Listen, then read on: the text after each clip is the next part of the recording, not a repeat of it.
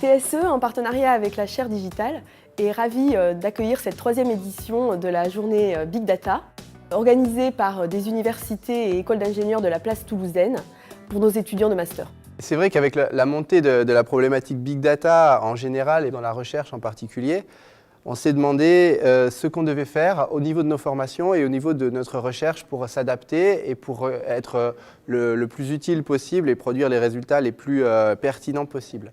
Et donc on a vraiment réfléchi autour d'un triangle qui est le triangle formation, recherche, industrie, où on essaye de mettre en place des événements comme aujourd'hui qui à la fois regroupent des universitaires, des académiques du meilleur niveau et en même temps des industriels qui sont vraiment très impliqués dans ce domaine. Et ces industriels sont aussi partie prenante de la recherche sur les big data aujourd'hui. On a ajouté depuis l'année dernière l'organisation d'un challenge entre les étudiants pour un peu favoriser leur motivation. Le concours de cette année, c'est autour des sites de Vélib, ça dépend des villes, mais l'objectif, c'est de prévoir le nombre de vélos qu'il y a à chaque station d'un certain nombre de villes. Vous deviez faire une prédiction sur une certaine station à une certaine heure. L'idée, c'est qu'on leur donnait des données qui allaient d'avril à octobre 2016. On leur demandait de prédire une semaine en octobre et on a pris du temps pour organiser un site web, pour que des élèves puissent soumettre des essais, puissent voir leur score et se comparer à leurs amis, à d'autres équipes, à d'autres formations. Donc c'était assez novateur d'avoir une compétition entre des écoles d'ingénieurs, entre des facs à travers la France. C'est le groupe Eto de TS.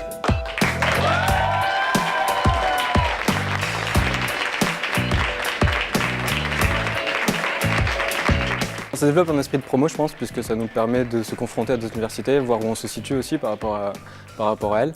Même si on a beaucoup de projets à la TSE, ça permet d'avoir encore une autre expérience avec des jeux de données réels, où on sait qu'il y aura des applications derrière, en tout cas on peut voir les applications derrière.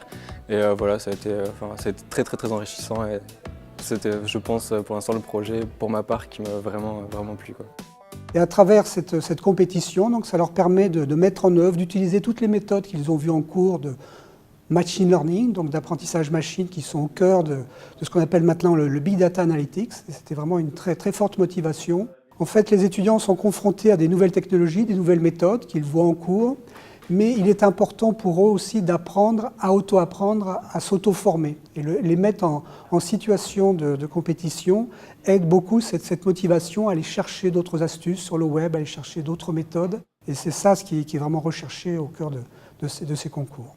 On est conscient qu'on est en plus sur une thématique où la frontière entre recherche et formation n'est pas claire, une discipline qui est quand même assez émergente, sur laquelle il est encore possible aujourd'hui d'avoir de nouvelles idées qui ne soient pas très compliquées et qui soient pertinentes et qui permettent de faire avancer les choses tant sur un plan académique que sur un plan industriel. On vous donne rendez-vous l'année prochaine avec, on l'espère, encore plus d'établissements et de partenaires impliqués.